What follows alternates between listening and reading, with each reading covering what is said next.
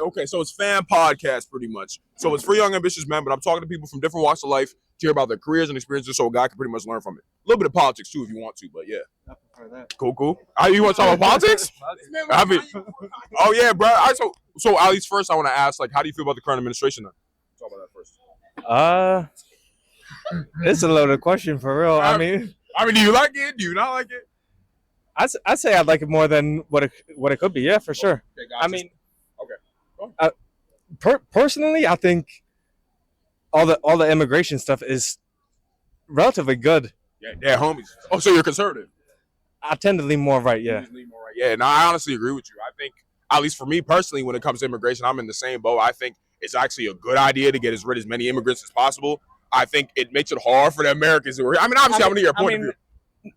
Immigrants versus like illegal immigrants, I think is the biggest divide. Sure. Like you come over illegally, you're committing a crime. Yeah. I mean, it's also drives up housing prices. It lowers wages for everybody else because why would you, if you own a company, why would you hire like Americans? Because you got to give them benefits, you got to give them all this shit. Exactly. It's honestly a form of like slave labor in a sense, if you really think about it. But I don't know if. That's just how I feel. No, I feel the exact same way, bro. I'm gonna be honest, like, cause like if I'm living here, and especially because my parents came here legally, of course. So for them, it's like the fact that they went through. Yeah, bro. It's like, what the fuck? It's like, how would I make my parents to come here and work so fucking hard, and then niggas can just come up in here, do whatever the fuck they want, be able to take jobs, especially for Americans. Because I love America. I would say honestly, I'm a nationalist for America. I love America. I love the United States. Yeah, I love the United States. So I want. Especially because this is for young, ambitious men, I want young American men to have as many opportunities as possible. Exactly. So, like, I have, like, massive issues when it comes to just letting people kind of come in and just do whatever they want. I think that puts everybody kind of in a bad situation. I don't even understand how anybody can be in a point where they're like, this is great. Go ahead. No, I think it's a net negative for all sides, and people say that, oh, they're being empathetic. Like, no, if I get a DUI and I have children in the car, I'm going to jail for that, and like I'll be separated from my family. Yeah. Like they committed a crime coming over. Yeah. I mean, they might be taken back. I mean, I don't know. It's a form of slave labor, like I said. I won't hold you too long about it. No, you're good. Yeah. Like prices go up for everybody. Yeah. I mean, crime goes up. Like that's what I'm saying. Like sex trafficking, man. When the National Guard come in, all this crime stop. Yeah, and honestly, I knew it was even lit when I was sitting because I've been out here for like a few weeks, and when they were around here, I'm like, yeah, this shit lit, bro. I'm chilling, bro. Ain't nothing gonna happen to me, bro. That shit kind of lit. But like, even the fact that it has to kind of get that far, I really have an issue with that shit. So the thing is, I mean, we're in one of the most liberal areas. Oh no. Everybody's quiet, but everybody's thinking the same thing. Especially people, it's the upper class people. Yeah. That it doesn't really affect them because they're not using public transport. They're not like they're not competing to try and get a house for the first time. They're not trying to do all this shit. So I mean, I think it's really an upper class thing where they try to make they're more okay with it because they're like, oh well, I mean, you niggas from exactly. Nah, honestly, I fucking hate that shit too. I think when people are not like on the ground level, it's easy for them to say, oh yeah, we should just let everybody in and we should have no borders and shit like that. I'm like, then we're not a fucking country. We're just everybody. When I went to Mexico, when I go to Ecuador, when I go to Japan, like I'm a respect. They have to know where I'm staying. They got to know for how long I'm staying. They got to know all this shit. Like every other country has a world.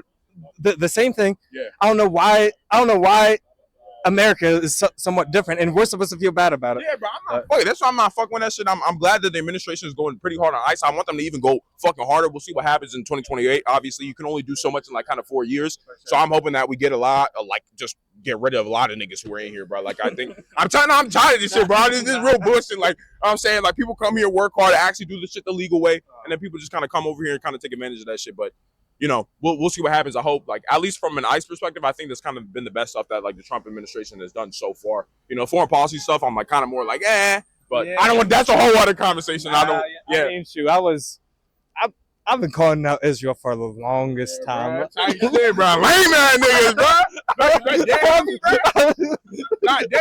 Real shit, though.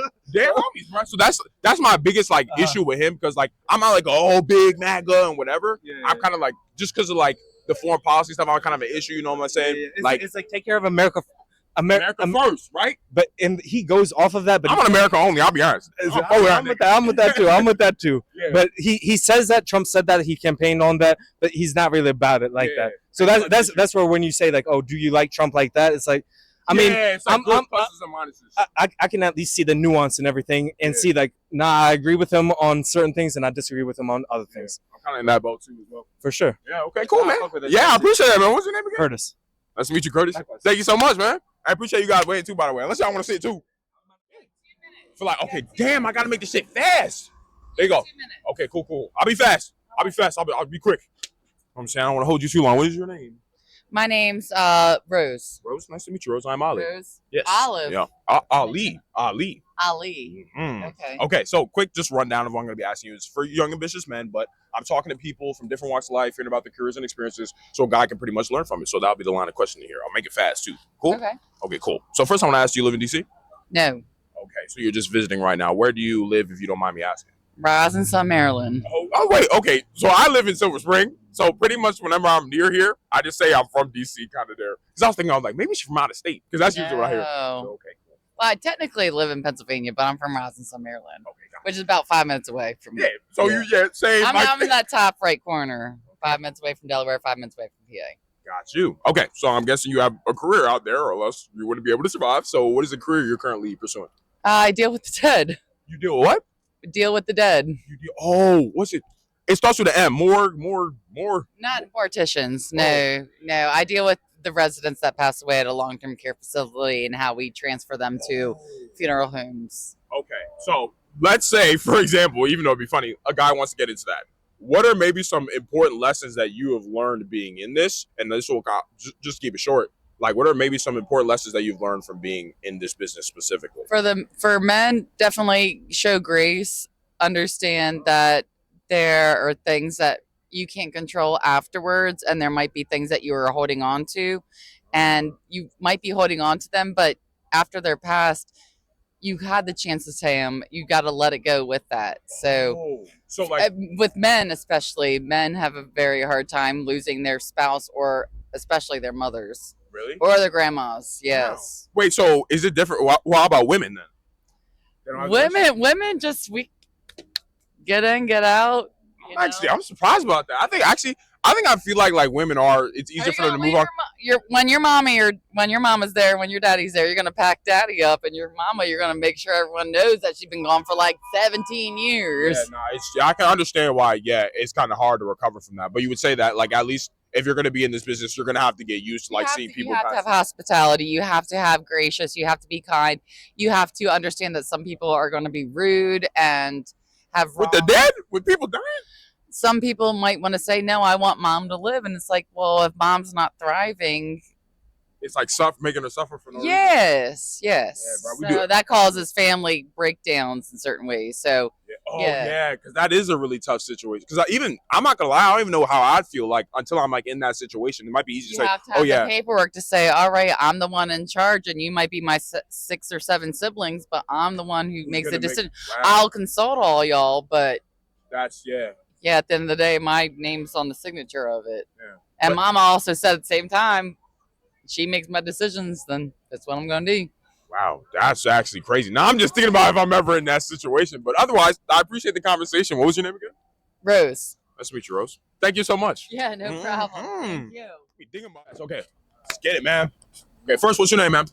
My name is Dr. L. James. You could call me Simba. Simba? Okay, nice to meet you, Simba. I'm Ali, man. Okay, so first thing I want to ask, do you live in D.C., man? No, I live in Maryland. Okay, do you mind me asking from where? I'm from Silver Spring. So basically, I was born in America, grew up in East Africa, but I moved back to America like a couple years ago. Okay, cool. I bet. So I'm guessing you have a career out here. So what is the current career you're pursuing? Right now, I'm actually working for an embassy. I'm an embassy driver. Okay, cool. Okay, so what are maybe some nice lessons that you've learned from working at the embassy? Let's say a guy out there wants to also work for the embassy, especially here in D.C. What are maybe some things that you've learned from working out there? Basically, in that job, that field is something I never expected. You know what I mean? I never expected to actually work for government. So when I started working for government, I realized there's a lot to it, and you meet a lot of people. You go a lot of places. Yeah. So if I was to tell anybody is look into doing embassy driving, because NBC driver. What do you mean? Like being an embassy driver, because, for example, you might drive for an ambassador, you might drive for a president, you might drive for some big official, if you know what I'm saying. Yes. And it opens a lot of doors. The pay is good. I won't lie to you. The pay is good. It will open up a lot of doors for you. You know what I mean? Because you're meeting higher people. You know what I'm saying? From different parts of countries and different traits and things like that. You never know. You might travel one day and end up encountering these same people, and you know what I mean. So it's a good trade. So, and even a follow-up question I asked around that. Would you even say like, okay, let's say you want to get into the political world, for example, would you say doing this would help you out with that a lot? Me personally, not you personally. I'm just saying. I mean, in general, yes, because you could actually start off from a small position and build yourself up. Because I seen like when I'm in there and I talk to people, you know what I mean, they slowly started at a certain position and they slowly build up because they learn every part of, you know what I mean, what goes on in the embassy. Because I could sit down and I just be watching things that be going on and learning. So if they ask me how to do certain things, I already know from just sitting down watching and things like that. Okay. Then final question I want to ask you. I don't want to hold you too long. What is maybe something that a lot of people don't understand about how the embassy works? Then, like, let's say the average American walking around, like, what would they not know about the embassy that you have learned? If there's a lot of people probably would think like it's a strange environment, an uncomfortable environment, because I mean, you're around all these political leaders. Yes, but it's all about you. You have to think about this. Are you here to make sure that you achieve a certain goal or reach a certain position? You know where you should be in life. You know what I mean? You shouldn't pay attention to anything. Like a lot of things used to discourage me. You know what I mean? Like make me hold back. Yeah. You know, and try and take a step forward. But what I realize is don't make that little question mark sometimes. Yeah. That you know. Stop you from taking a risk. Yeah, that risk in this life, if you ain't risking it, you ain't getting the biscuit. Yeah, no, homies, bro. That shit clean though. That's just the way of life, man. So that's what you realize, at least being in the embassy, like you might be around all these political leaders, but like, hey, if you want to have an opportunity out here, you're gonna have to make that move. I would even say that one of the best ways to overcome fear is to use a greater fear. Like if you don't take the opportunity, then your life's gonna suck. And if you think about that when you're scared to make the move, you can just make the move. So yeah, bro. All right, say less, bro. What's your name again? My name is Simba. You can follow me on my TikTok. I go as Dr. Stylebender and on all socials. You know what I'm saying? Say less, bro. Yes, sir, bro. Appreciate you sitting out. Yeah. On YouTube. I mean, is there any other platforms? But yeah, YouTube. Okay. Wait, guys, I think I could be making a mistake. I don't know what's going on. Like, I won't even ask you. I want to ask you, if it's that deep, I want to ask you about politics. But I'll ask you about career and dating a little bit. Okay, cool. Okay, first, this is for young ambitious men, but I'm talking to people from different walks of life. Yeah, but wait, you gotta let me explain. So I'm talking to people from different walks of life, hearing about their careers and experiences, so a guy can pretty much learn from it. That's pretty much the vibe here. Cool? Cool. All right, cool. What is your name? My name's Kate. Nice to meet you, Kate. I am Ollie. You. Okay, cool. Okay. Well, first I want to ask, do you live in DC? I do live in DC. I just moved here. Okay, cool. So I'm guessing that was a career move? It was a career move. So can I hear a little bit about that career then? What do you currently do? Yes. I just started at a think tank. Can you tell me what that kind of entails? I think I've heard of it before, but I'm not fully... Think tanks do research on policy, and then they work with elected officials to help get policy enacted and passed. Okay, got you. So it's almost like they kind of like brainstorm, like, hey, I think this... They're like, the idea people, right? It's like it's like a lot of problem solving, thinking about an issue you care about in the world, writing up how to figure out, solve that problem, and then working with people in office to like get legislation passed that meets that goal. Okay, got you. So what made you decide to pursue that, if you don't mind me asking? That's pretty deep. You want to know? Yeah. Okay. Okay, bro, you better not be anticlimactic. Okay, so, well, as a child, I had cancer. Oh. Yeah, and I was very obsessed with like, in general, like just like unfairness in the world. Like it really bothered me, like why certain things happen to certain people. Because I grew up like in hospital with kids like around me who wouldn't make it, you know. Yeah. And so I beat cancer, and I went to school, and I learned about like politics. And for me, something clicked because I realized like policy does determine people's outcomes, and like outcomes are unfair. And so like pursuing policy is sort of like a pathway to, for me, like answering a cause. Like sometimes I just think unfair things happen to people and it just shouldn't happen, you know? Yeah. No, I mean, that's actually that's super interesting. So like, because you went through something like at a very young age, you're like, oh, if policy like, was... and I'm good at it, like that's my thing, you know? And so it was like I found something that aligned with my like values, my own mission. But I also realized like it was something I was randomly pretty good at, like talking to people, or I was interested in it. Like it was exciting to me, you know? So that's fun. No, that's even just really cool too. Like, because of like your own childhood situation, like, okay, I had cancer. Do you mind me asking what cancer you had? I had leukemia. leukemia. Okay, that's one. Is that like what was the famous hospital? Was it St. Jude? Was that for that? Oh, I wasn't treated at St. Jude, but I love St. Jude. Amazing hospital. Cool. Yeah, because like, but anyway, that's just a crazy situation for you. It's like, okay, well, if policy was different, then my situation would be different. Is that the kind of line of thinking here? I mean, I don't know. Like, I think policy impacts life outcomes, and I wanted to like be a part of making world fair, I guess, which sounds cheesy, but it's true. Life is cheesy. Yeah, life is cheesy. Cool. Okay, so let's say a guy wants to get into a think tank for at least policy, at least. What is maybe a lesson that he should be aware of? Like, okay, you're basically brainstorming policy. What does that kind of look like? What is something that he could be thinking about going into this? I don't know. I think one thing, if you're interested in joining a think tank, is that I've heard. I'm very new, so I wouldn't. This is what. You say you just moved. That's fine. I'm new, but I think like becoming a subject matter expert in a topic that you really are just authentically interested in, and if you bring a lot of like knowledge and insight into that sector, that policy domain, it can really set you apart. And so what you can do is like if you have a strong interest and you know that background, you read on it, you talk about it, you make it a priority, you can come down here, do some internships, do some like freelance work that's sort of in that domain to build up your resume, and then you become a really valuable asset to lots of like different organizations that do policy work, because they might be looking for like one or two people on any level, junior level, senior level, that know that policy area. So smooth. I appreciate that. Ooh, wow, excuse me. I appreciate that. Thank you so much. Okay, we can actually stop there unless you want to talk about a little bit of policy. Okay, stop there. Yeah, we can stop Okay, there. Cool. What is your name? I'm Kate. Nice to meet you. Nice to meet you, Kate. Thank you so much. Okay. Thank you guys so much. It's FYAM Podcast. It's for young, ambitious men. So I'm talking to people from different walks of life and about their career and experiences so they can learn from it. Oh, yeah. No, you can sit. Yeah, of course.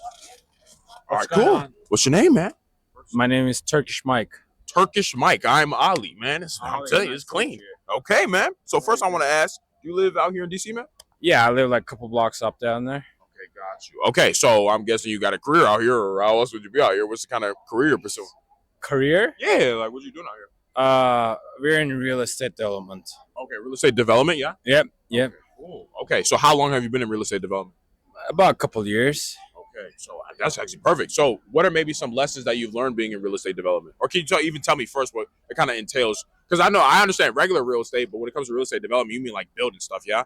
It is, yeah. Building, like ground up development. Actually demolishing first and then ground up development. Okay, word. Okay, the demolishing part, that's the fun part. I used to be watching like, seeing stuff blow up. That's the part I mess with. You just get a big hammer and then just like or the wrecking ball? Little bit, yeah. I mean, you gotta be safe around now. Yeah, it's not that big now, but true. Sure. Okay, so you've been in it a few years. What are maybe some lessons that you've learned being in it, like a guy can pretty much learn from? What I want to say is that you want to be on top of your stuff. Like, you got to be on top. So we hired a GC, right? But you work with that GC, like you want to continue working with him daily, like catch up with him, what's going on. And by GC, can you tell me what it stands for? General contractor. General contractor. Yeah. Okay. So if you're not on top of your shit, then you're falling behind, Gotcha. Because if it's your own project, then you want to know what's going on, like every single day. You can't just hire someone and just leave it everything for them. Yeah. Like, so, for example, like, okay, for the general contractor, you're basically discussing with him like, hey, we're gonna demolish this particular thing, or hey, this building is gonna get demolished, and you're kind of like making sure, okay, we're gonna do it this day, we're gonna destroy this part, then this part. Is that kind of the line of thinking, or am I wrong? Well, you're partially right, mostly right, actually. Yeah. What you want to do is that the GC gets everything in hand, like they got the proposals and everything. Sure. But you want to make sure that it's best for your own benefit, not for the GC, not the one that he makes the most profit. Oh, so it's like the tug. Yeah, it's like a tug. You're just following everything, making sure that everything is correct. Like you want to know whatever is happening is in your best interest. For the real estate that you're trying to develop. Exactly. Okay. So even a side question I kind of asked about that then. So for the real estate you're developing, is it because somebody behind you is looking to buy some real estate in a particular location? So they come to you and be like, hey, I want a building this way. This building's not being used anymore. Can you demolish it in a way that best serves me? And then you go with a general contractor and they kind of like, is that the line of? Yeah, but it's not like exactly only someone's behind me, but it's also like me and my partners. Like we are the investors here, so we want to get whatever is best interest for us. Okay, got you. In terms of the way that the building is built or destroyed, or first destroyed and then rebuilt, yeah. Exactly. Okay. Yeah. Nice move, man. I appreciate that. Good info. What's your name again? Turkish Mike. Turkish Mike, thank you so much. Ali, right? Yep. Ali. Yep. Nice to meet you, man. Thank you. Yeah. Thank you guys so much for waiting. It's not a political podcast. No, it is. It's very political, but I mean, it could be if you want it to be. But it's up to you. I don't want to. Okay, cool. Then we'll keep it nice and player to them. Okay, cool. What's your name, man? Dominic. Nice to meet you, Dominic. I'm Ali. Nice to meet you, Ali. Yeah. Okay, so pretty much this is for young, ambitious men. So pretty much I'm talking to people from different walks of life, hearing about their career and experiences, because pretty much I want to help guys out so they can kind of hear from people out here. So that's pretty much the line of questioning. Cool? Okay. All right, man. So first I want to ask, do you live in D.C., my man? Yes, I do. How long have you lived out here? 6 years. 6 years. Okay. Have you enjoyed D.C.? Do you think this is a great place for young guys to come for opportunity? Oh, yeah, definitely. The median age is about 34, 35. Yeah, young out here, man. Yeah. So, a lot of young professionals out here. Okay, good. So I'm telling you, I got to come out here. Okay. So obviously you probably work out here. So unless you'd be on the street otherwise. But like, okay. So you work out. Did you think I'm on the street? Nah, bro, you can, bro. You making it happen. You making it work. All right. Okay, cool. So what is the current career that you're pursuing out here, man? I am in pursuit of entrepreneurship. Okay, you trying to be an entrepreneur, yeah? Yes. Okay, cool. So what do you actually want to get into, or do you have a current job that you're pursuing at all? That you're already in? Yes, I work in residential housing management.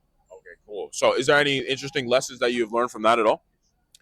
Yes. A lot of interesting lessons. There's a lot of people out here that's like alone, like really lonely. You know what I'm saying? Like a lot of my tenants are like older, you know what I'm saying? They don't have a lot of family and they just, it's just where they end up. Okay, so it's like, it's almost like you're noticing that, like, I mean, because I guess when you reach old age, like either people are passing away, kids got their own lives, families kind of away, so they kind of like, I mean, you be all right, we'll see you when we see you. That's kind of what you're saying? Mm-hmm. Yep. Okay. So, like, how does that, like, what is maybe a lesson you've learned from then working this job at least? Then, like, okay, you're working with these kinds of people, anything that you've kind of learned at all? Definitely own property, keep it in the family, and keep your connections. That's been the main lesson. Okay, cool. So like, because you probably notice like how much money you can make if you like own one of these residential housing. Like if you own this residential housing, like you can make a lot of money. Is that kind of why you're saying like you need to own this kind of stuff? But just owning property, like land is something that is. It's always gonna be useful. Yeah, right. Like someone gonna need to live somewhere, right? Exactly. Okay, exactly. Cool. All right, facts. Yeah, that's true. Okay, because I definitely, at least in the future, once I have more money, I definitely want to invest in real estate or having my own property as well. Because for exactly the reason I just said, like someone's going to need land somewhere. Someone's going to need to be able somewhere to live. So like obviously that's going to be a way to make a significant amount of money. So okay, other thing too, you said you want to get into entrepreneurship, yeah? Yes. Okay, so what is the entrepreneurship that you're actually looking to get into? I'm just curious. Creative consulting for artists out there, and I'm actually in my beta phase. You know what I'm saying? So I'm gonna drop my socials at the end. But if you're an artist looking to make a name for yourself, places to perform, anything of the verbal arts like singing, poetry, rapping, I do consulting on that, and I also throw events, and I'm an event host. Okay, yes, we got a lot of stuff going on. I kind of want to ask you about the artist thing at least, because at least I think it's similar in the same of like kind of content. I guess content is a form of art, but at least what you've noticed as a consultant, like what are maybe some things that you've learned about the people you tried to coach into becoming successful artists? Like what are the struggles that they kind of go through? Because let's say one of the guys watching this, he's like, I want to become an artist. What is something that I need to be aware of becoming an artist? Or like the main things that you were saying, like, okay, if I wanted to coach an artist, I'm like, hey, you got to do this. Like this is a common thing that a lot of artists don't do that is making them struggle. Stop getting in your own way. Imposter syndrome is a big thing. People don't feel empowered enough because it's a bold thing. They know to do the 9 to 5. They know to do what's safe. But those who know the talent don't invest in themselves enough. Oh, so you've noticed that like a lot of these artists, like they'll be good, but they're like, I don't really know if I should do it. I'm like, I should just stick with my job. My mom, my dad said this. You've noticed that a lot, yeah? Right. Mm-hmm. Yeah. And that's actually really good because I even think the same is true like with content. A lot of people are like, I don't know if this will work or blah, blah, blah, blah. But I'm like, well, if you're going to be in a situation where you're going to be half committed to this because you're like, I feel like I'm not good enough or whatever. I'm like, you're never going to be really to be able to succeed. And I guess you've noticed that at least a little bit. Like, you're never going to be able to succeed. Like, if you're going to do this, like, you have to really believe you can do it. And like, it's not going to be like, I guess, release one song or two songs. Like, you have to be fully committed to this. Would you attest to that at all? Exactly. You don't get 100% of the results putting in 50% of the effort. Yeah, and that's what you notice has been the main problem with them. Like, Yeah. Okay. That's what I'm saying. Y'all gotta fully lock in. You gotta fully commit to this stuff. And I feel like with anything, not even I just know, like when you fully commit to something, like it's either you'll die or you make it happen. Like there's no kind of in between. So that's super cool. I'm happy I got this value from you, man. So what is your name again? My name is Dominic, also known as Nerd the Poet. Oh yeah, I mean, you want to shout out your socials too? Oh yes, Nerd the Poet on Instagram, TikTok, Dominic Nerd McDonald on Facebook. So if y'all upcoming artists, you want some coaching, make it happen, man. All right, man. Thank you so much. Appreciate it. Yes, sir. All right, man. Do my best. Man. Let's make it happen, man. How you doing? Okay, cool. What is your name? My name is Ben. Nice to meet you. Nice to meet you, Ben. I am Ollie, man. Okay, so as I was saying, it's for young ambitious men, but I'm talking to people from different walks of life and about their career and experiences, so guys can pretty much learn from it. So that's going to kind of be the line of questioning here. Is that cool? I think we can make it happen. All right, Ben. Let's make it happen. Well, first, do you live in D.C., my man? Yeah. Do you live in D.C.? No, I live in Maryland, Silver Spring. Oh, I live in Silver Spring too, man. You know what I'm saying? How you doing, bro? Right Yeah, bro. Have you lived here all your life, by the way? I have. No, so I was born in Pittsburgh, moved here when I was 3 years old. So I lived here all my life. Okay, where'd you go to high school? I went to a Jewish private high school called Berman Hebrew Academy. I haven't heard of it. Have you heard of Sherwood? I have heard of Sherwood. Yeah, I went to Sherwood, actually.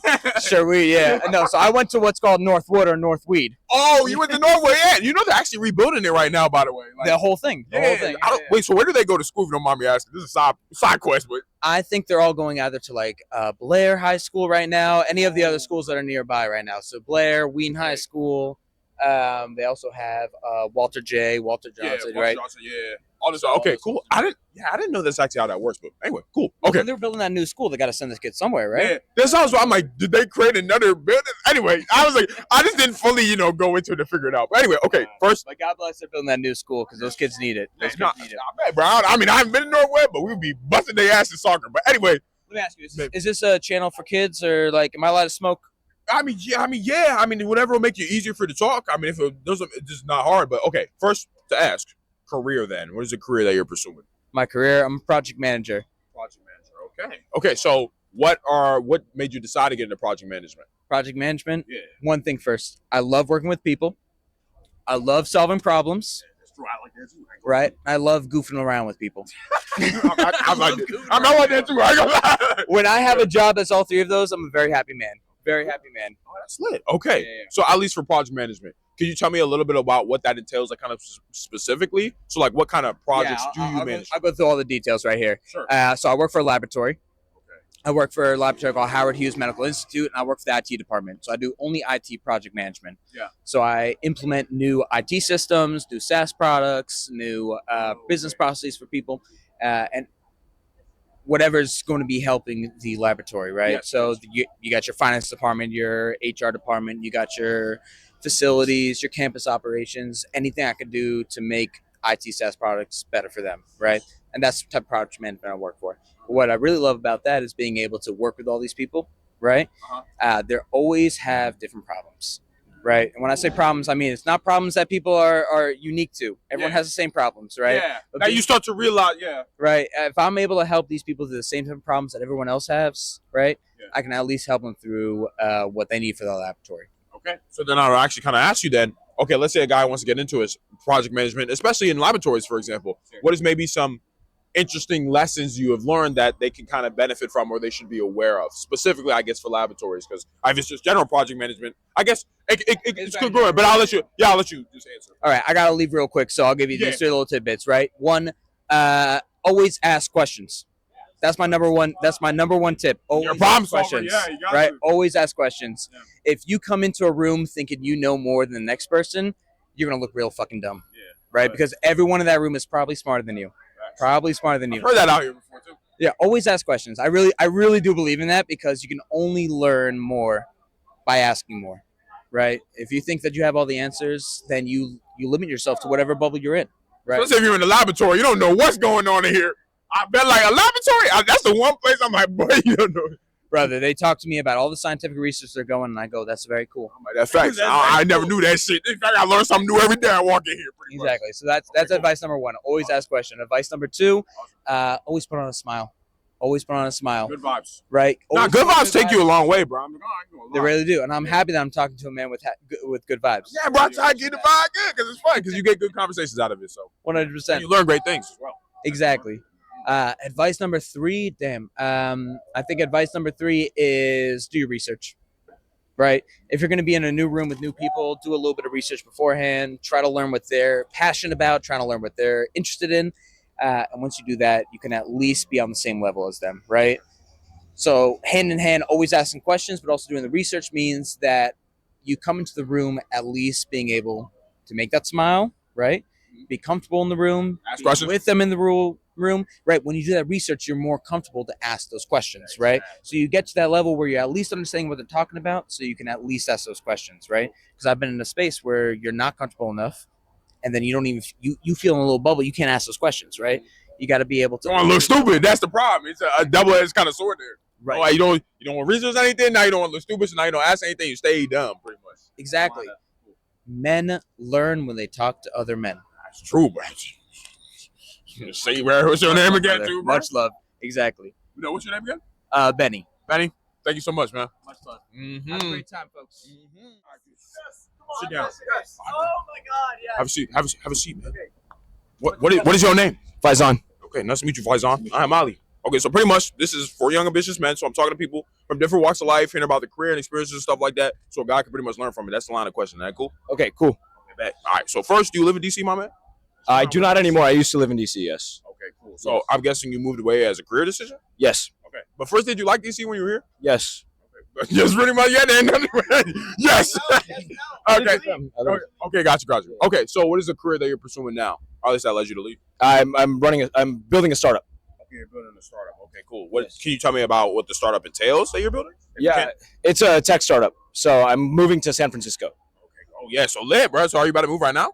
Probably in like the next 6 weeks. Okay, cool. Okay, so at least from getting into tech or starting a startup, what are maybe some lessons that you've been learning so far that a guy can kind of take away from that? I think that you should make decisions irrationally at this age because there's no risks. Oh, I actually kind of agree with that actually a lot though, because it's like if you have nothing to lose, it's like you have everything to gain kind of situation. Exactly. The ceiling is as high as you want it to be. Okay, cool. So like if you go out there to San Francisco, at least you'll have a lot of opportunities to be able to actually try things, yeah?